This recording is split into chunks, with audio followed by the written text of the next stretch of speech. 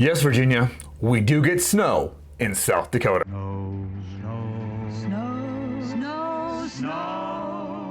Hey everybody, it's Tristan Emond with Living Realty, a realtor right here in Rapid City, South Dakota, the gateway to the Black Hills. When you've seen South Dakota in the news, it's probably been, oh, look at this blizzard, there's snow here, there's snow there. And South Dakota to you might seem like a snow-ridden wasteland. So it might surprise you to learn that South Dakota doesn't even crack the top 10 of snowiest states in the United States. New Hampshire comes in at number 1 with an average of 175 inches of snow. Also in the top 10 are neighbors Wyoming and Minnesota. South Dakota ranks at number 17. 17. Take a look at these charts where South Dakota compares to North Dakota, Montana, and Wyoming.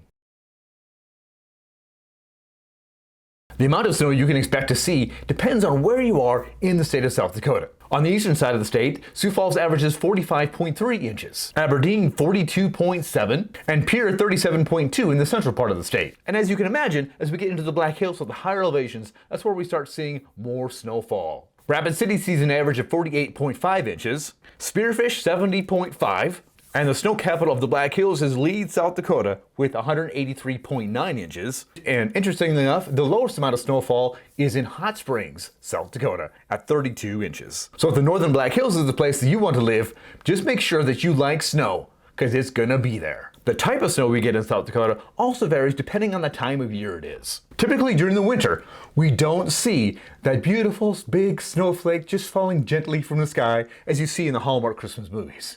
It's usually a dry snow that comes with wind. So that turns into a blizzard with visibility issues and drifting. Just before Christmas, we had a pretty nice sized blizzard in the middle of the state of South Dakota, where some of the underpasses were drifted full of snow. However, if we have snow in the earlier part of the year, September and October, yes, sometimes we have snow in September. One year we had a snowstorm on Labor Day weekend. Then it got nice for a little while, and then we had another snowstorm first weekend in October. And then it got nice again, and we didn't see snow again until December. Typically these fall snowstorms will be considerably wetter and will actually have the snowman type snow. And then there's the spring snowstorms. As temperatures start to rise, we can usually expect to get at least one spring snowstorm that dumps about 2 feet of snow and is gone a couple days later.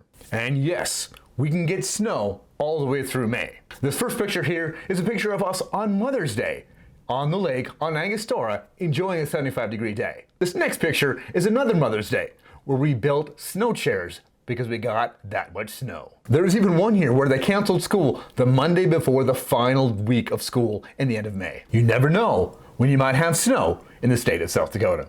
It's kind of funny when we South Dakotans try to explain this to people coming into the state. I'm on a couple of Facebook South Dakota pages where visitors say, hey, I'm going to come in April. What's the weather going to be like? I'm coming in October. What's the weather going to be like? And all the responses are, it could be anything. Bring lots of layers because you never know if it's going to be nice, snowy, rainy, or whatever. Now don't forget, these average snowfall amounts that I've given you are just that.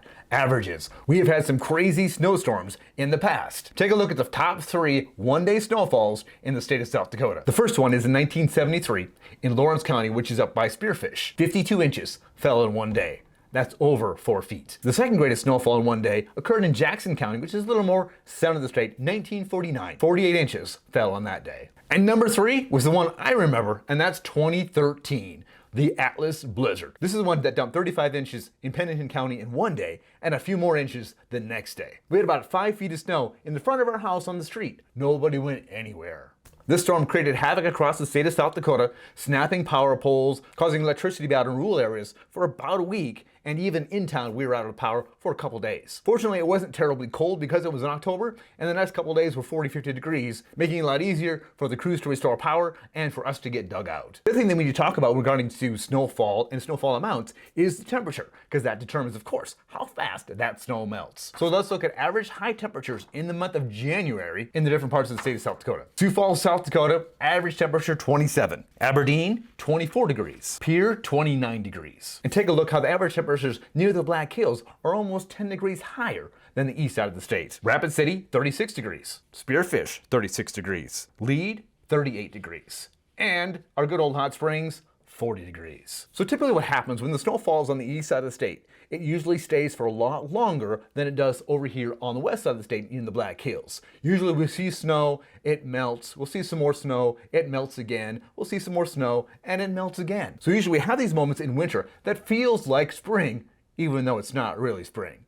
The other day, it was 50 degrees in Rapid City. However, that storm I mentioned before Christmas was that freezing cold temperature that got all the way down to Texas. That storm was in the negative double digits, with like 50 below zero if you included the wind chill. And this temperature up and down is nothing new. The Black Hills are known for this. What happens is a stationary front gets caught over this compact Black Hills mountain ranges, and different cold and warm air pockets get trapped in some of the valleys, resulting in huge temperature changes. The most common of these happened in Spearfish, South Dakota in January of 1943, where the temperature went from -4 degrees at 7:30 in the morning to 45 degrees at 7:32 in the morning. That's a 49-degree temperature change in 2 minutes. Can you imagine being up at that time and just feeling that wash of warmth? About 9 o'clock that day, it was 54 degrees, and then it dropped back down to -4 degrees by 9:30. This is the kind of temperature change you can expect to see, especially in the Black Hills area. The same thing happened on that day in Rapid City. It went from 8 degrees to 55 degrees in 8 minutes. Went back and forth, stayed up at 55 for a while, and then dropped back down to 5 degrees,